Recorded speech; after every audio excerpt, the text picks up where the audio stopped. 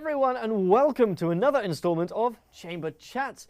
I am your host, Alfie Rowley, and today we've got a very special guest joining us. He's a seasoned veteran in the pizza business with over a decade of experience. Ladies and gentlemen, please give it up for Ramee Rizk, Director of Big Pappas Pizza. Thank you very much and welcome to the show, Ramee. Could you give us a brief outline and maybe a bit of a history about your business? Yeah, sure, Alfie. First of all, thanks for having me on the show. It's a pleasure to be here. You're welcome.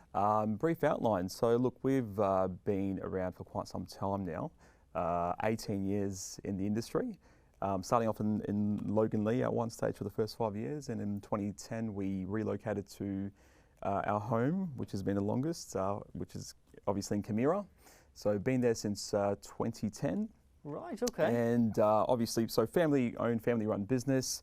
We had mum, dad in there. So my dad's name was Joe, or Papa Joe. Mum's name was Lucy, my sister Katrina, and we had a few staff members at the time. So yeah, look, we started off pretty strong, and we've always kind of had a great reputation in the local area from the beginning. And over the years, we've kind of gotten better at our product, perfecting the bases and the quality of the food. Okay. And yeah, we're a local pizzeria, obviously. Well, yeah. you said you were a family-run business as well. You are completely family in there. Absolutely. Does this affect decision making? Who's responsible for making the big decisions? Well, look, if you're talking business decision, I totally understand. So we try to collectively, depending on what kind of decision making we're making. So general decisions, kind of, try to involve all our team members. Obviously myself, I'll have the final say. In our household, however, that'll be my wife's. Obviously, Oh yes. She's the boss, and she definitely makes a decision in the household. So, but yeah, that'll definitely be me at making the final important decisions in the business. I like it. Yeah. There you go. So, what actually got you into the pizza industry in the first place? Did you always want to go into the family business, or? Look, from the beginning, that wasn't, I didn't have it part of my plan to, end up in hospitality. But, us coming from, a Middle Eastern background, a lot of people that migrate from overseas, they tend to hop into the hospitality industry just because it was kind of like the trend back in the 80s and early 90s. So we kind of grew up in small businesses, whether it was fish and chip shops or convenience stores or pizza shops. So we've been doing pizza for the longest now. Yeah. So yeah, we've always been in hospitality, I guess. Were there any big challenges when you were first starting a Big Pappas Pizza? Yeah, look, like with any business, I guess you face challenges, setting up and becoming established.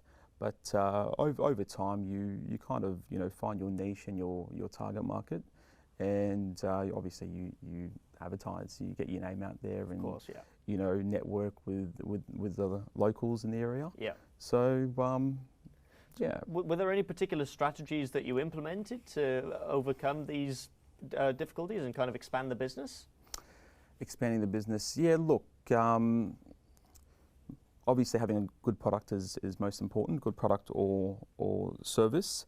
But over time, it's kind of changed the way people eat out, buy takeaway and stuff like that, especially moving more so online. So things like Uber Eats, which I'm pretty sure you and everyone is aware of these days, it's a very common platform to use to order takeaway. Oh, it certainly is. So game changer. Obviously with all of these changes, there's a lot of innovation as well. So how does innovation such as that play a role in your business? It's massive. So look, for the first 6 or 7 years of business, we were only a pickup store. So, considering, especially pizza is one of those foods where, that and delivery go hand in hand. Yeah. You know what I mean? So we were actually, 6, 7 years pickup store only, and it worked for us, fortunately. Everyone would come down and buy pizza. And yeah, we still up until now have lineups and stuff like that. But yeah, it's a sight to see, especially on the busier nights like Friday and Saturday nights. But yeah, with the introduction of Uber Eats, it's obviously allowed us to scale in a sense of, serving more people. And it's been great, not just for me, but anyone that's in hospitality, because you have more people reaching out to you Of course, and buying your products. So. Well, fantastic. Yeah. Thank you so much, Ramee, for giving us a bit of a deep dive into the foundations of yourself as an individual and your business as well. We will be back very shortly to discuss Big Pappas Pizza in more depth. Stick around.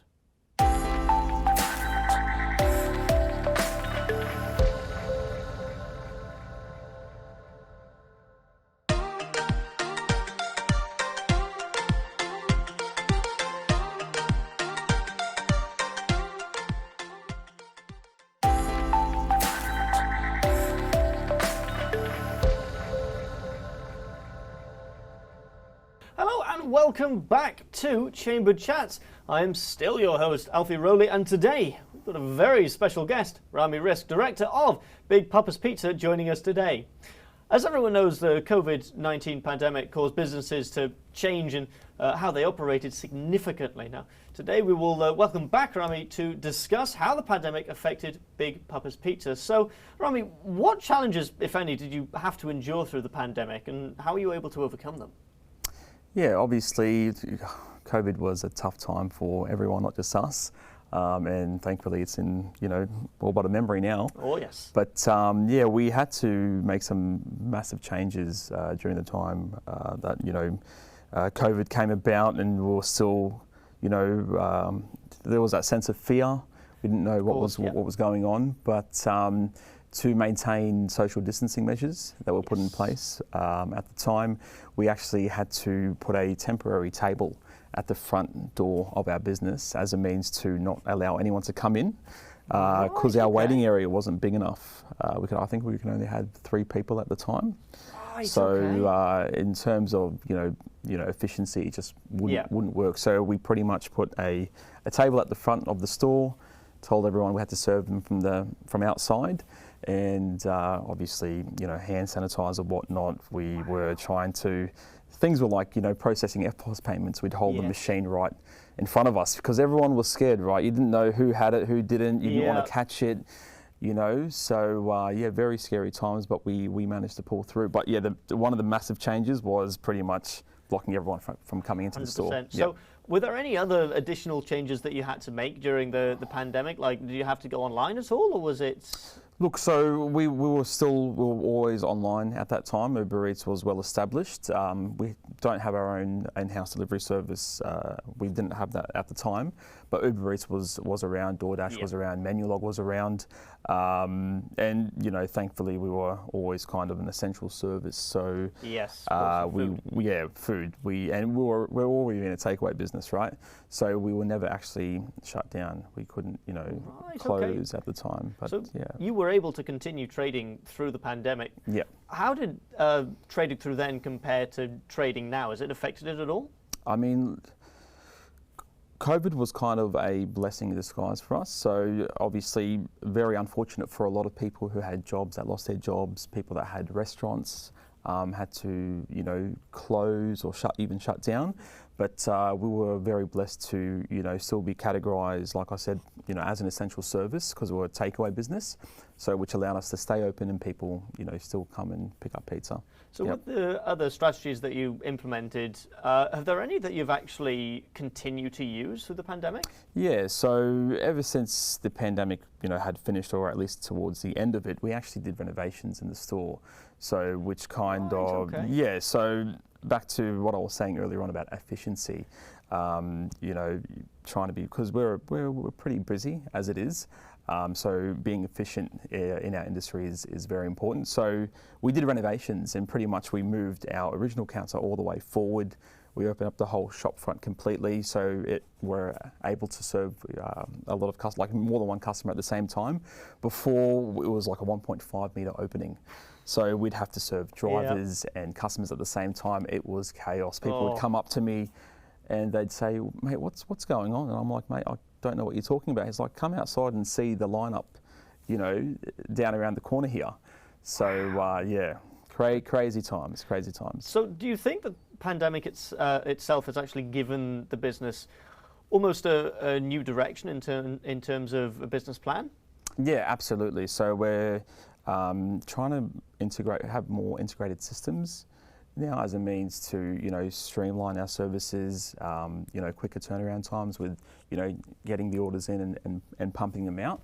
So, but it's kind of, brought our business up in a sense, where we're more busier, we had more exposure throughout COVID. So blessing in disguise. So we're very blessed to, have been one of those businesses that were always, on the essential services list, and people that hadn't tried us before now know about us. But definitely trying to implement that new technology that all the corporate chains use, so make screens and stuff like that. So we're finding that that's going to be, a big benefit for us. Well, fantastic. Look, thank you so much, Ramee, for that bit of a deep dive into how the pandemic has affected restaurants and specifically, of course, Big Pappas Pizza. We will be back shortly to discuss Big Pappas Pizza more specifically and, of course, your association with the Greater Springfield Chamber of Commerce. Join us soon.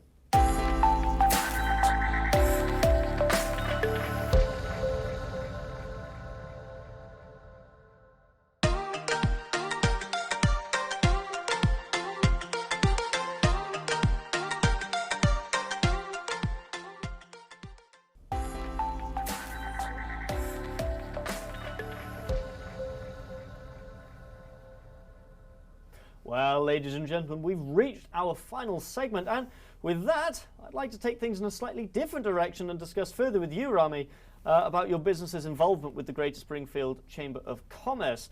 Being that you yourself are a prominent figure in the local business sector, I'm curious as to how you first came across the Chamber and what benefits it may have exposed to you as a member. Yeah, look, we've been part of the Greater Springfield Chamber of Commerce for, I reckon, 3 years now. But originally it was Layla who approached me. She came to the shop one day and, knocked on the front door, and she introduced herself and asked me if I wanted to become a member, to which I straight away said yes. I've been, meaning to reach out to you to become a member, because I hear a lot of great things about the Chamber and what they do. It's a fantastic network. So was Layla your first kind of introduction, your first hearing about the Chamber of Commerce or and the assistance they could offer, or did you hear about it beforehand? I think I saw it on Facebook. I think I saw a few posts there, and the idea came to me. I'm like, I need to reach out to them and become a member to hook in and start networking and building relationships. But coincidentally, Layla just came to the shop and asked me, and she introduced herself and spoke to me a bit about the chamber and what they do and who's a part of it. So been a member for a few years now, and really enjoy it. Yeah, so Layla's helped you out quite a lot Absolutely. there. So was this decision kind of an easy one to make to join the Chamber of Commerce? Absolutely, it's a no-brainer. I mean, like any Chamber of Commerce, it's full of business owners, business people, like-minded people that come together and network, and it's about building relationships. Absolutely, you know what I mean. And you can grow your business regardless of what you do, service or products. But it's been really beneficial for us as a small local pizzeria. Of course, yeah. It is huge focus on local businesses, as you said. But so since connecting with the Chamber of Commerce, what changes have you actually noticed with your business?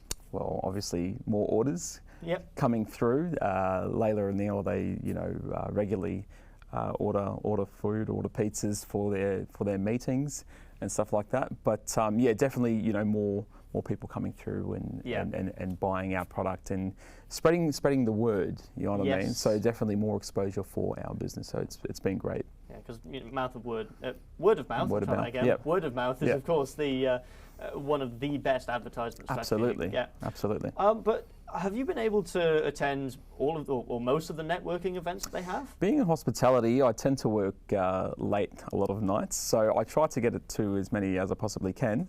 But they're pretty great. They do morning networking events and evening. They've got so many events that you can attend. But try to get along to as many as I can. Yeah. So the events themselves, did you find that that's really helped the growth of your business? Again, absolutely. Like, if it wasn't for the chamber and me attending their networking groups, how would have I, made those new relationships with people in the local area? Again, there's just so many. I don't know how many members they got now, but I think there's a couple of hundred at least.